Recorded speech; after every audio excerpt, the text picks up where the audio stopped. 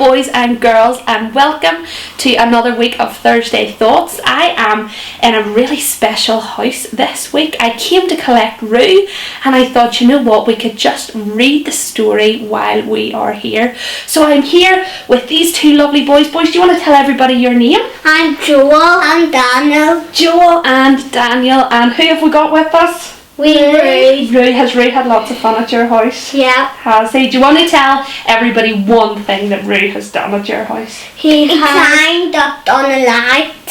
He did not. And I heard he was stealing Mummy's chocolate. Yep. That's bad of him. He's cheeky, isn't he? And we never know what he does whenever you're fast asleep at night time either. Sure we don't. So dear only knows. There's lots of tractors and things in this house, so we reckon he was probably having a wee turn on those, wasn't he? And maybe all the toys came real. Maybe like in Toy Story. Yeah. Oh, that would be fantastic. Well, do you think Rue is ready to listen to the next chapter? Yeah. Is he? Is he going to behave himself? Yeah. Alright, well you keep an eye on him, and boys and girls at home, you keep an eye on him as well, won't we? Yeah. Make sure he behaves himself. Boys and girls, we're on chapter 3, aren't we? We've done chapter 1, and remember that was all about Adam and Eve. And then chapter 2 was all about Cain and Abel. And who had the big boat? Who had an ark? Noah's Ark. Noah's Ark, exactly. Yep. Noah had an ark. And what did he put on the ark? All the animals. All the animals. And then there was a big what that was built? A tower. A tower, yeah. And Joel and Daniel, when I arrived, they were building their tower. And all the things to say sorry to God like we were doing this week. So that was really great. So we're on chapter 3. Things aren't going great in our story, but we've learnt that God loves his people and that he promises to be there for his people. So let's see what happens in chapter 3. If I hold it this way, boys, I'll show you the picture and then I'll show you the camera. Yeah. The picture, is that alright? So here's a big light, alright. And it says, not too long after the whole tower business, God called a man named Abraham to leave his home and go to a new country. Actually, his name was Abram at this point, but everyone remembers him as Abraham. He promised to bless Abraham and to bless everyone who blessed Abraham. He promised to curse everyone who cursed Abraham, and he promised Abraham a land and a child. God promised that Abraham would be the father of a great nation, and that all nations would be blessed through him. Pretty much all the blessing that God wanted to give Adam and Eve, he promised to Abraham. So it was kind of like he was starting new again with Abraham. And the best part, this time, God was going to do everything by himself to make sure that Abraham got his blessing. Oh, look at that picture. I'll show everybody at home. You might think that God wanted to bless Abraham because he was such a swell guy. But Abraham didn't know God at all when God called him. And even after he got the call and all these promises, Abraham could still be a liar. It's not good to tell lies, sure it's not. And a bit of a scaredy cat. Abraham's life had a lot of ups and downs, but he had two things going for him. The only two things, it turns out, that really matter.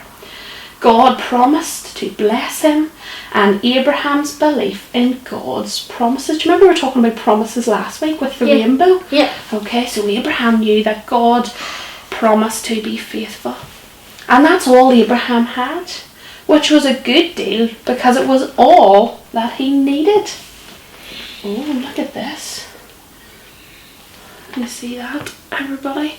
At times it looked as if God wasn't going to keep his promises to Abraham, but God does keep his promises, doesn't he? Does Rue know that? Yeah. Yeah, do you think he's still listening alright? Yeah. Oh, good. For one thing, it was about 100 years before Abraham and Sarah, his wife, had a baby named Isaac.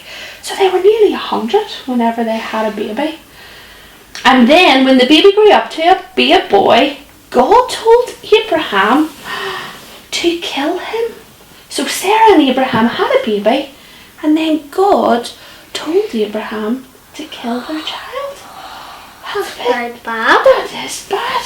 It sounds bad, but we have to remember that God is always good. So let's see what happened. Do you know what it says? It says, that must have seemed like a not so funny way to make a great nation out of Abraham. But Abraham listened to God anyway. And just at the last second, God gave Abraham a ram to sacrifice instead of his son. So he didn't have to kill his son in the end. That's good, isn't it? Yeah, so God knew what he was doing. It was God's way of saying, I'll take care of the rescuing, just trust me. Okay. And eventually Isaac grew up and he got married and he had some kids of his own. Twins to be exact, called Esau and Jacob. God picked Jacob to get the blessing, even though he was younger, the younger brother, and wasn't supposed to get the blessing. But God is God, so he gets to pick who he wants, doesn't he? Jacob had 12 sons. How many boys are in your family? 3. 3? Imagine if there was 12. Whoa. What do you think Mummy would be like if there was 12? She has to clean nappies and So many nappies to change, that's right. And it took a long time when I go into a park to change all of the nappies. Oh my goodness, so you'd never get out to the park if there was 12 boys. Yeah. Sure you wouldn't. Yeah. So there was 12 boys, and this time it was the 4th son who would be the one who got the blessing. Jacob told Judah that a lion of a leader would come from his family. Great blessings, but not so great people. Isaac was sort of weakling.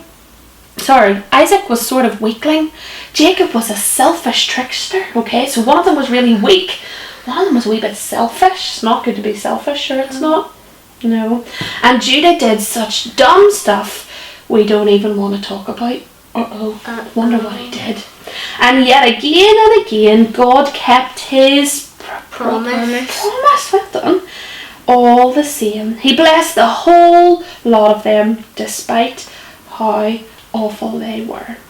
Maybe the snake crusher would still come from the gnarled branches of the Abraham, Isaac, Jacob family tree. The snake crusher. Who would be the snake crusher? Who was the one who died to take away all of our sin? Jesus, that's right, that's who it's talking about. Maybe Jesus would still come out of this family tree and save everybody. And did Jesus come and save us? Yeah. Yeah, exactly.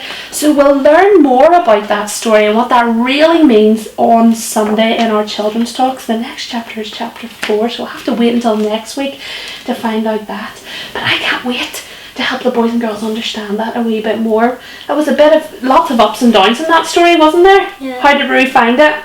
Good. Did Rue enjoy it? Yeah. Was he listening? Yeah. Good. Do you think he deserves a wee sweet for listening? Yeah. Excellent. Well, we're going to go and have a wee sweet and a wee treat. Boys and girls, thank you for listening, and we'll see you again on Sunday. Bye. Do you want to wave at the camera? Bye. Bye.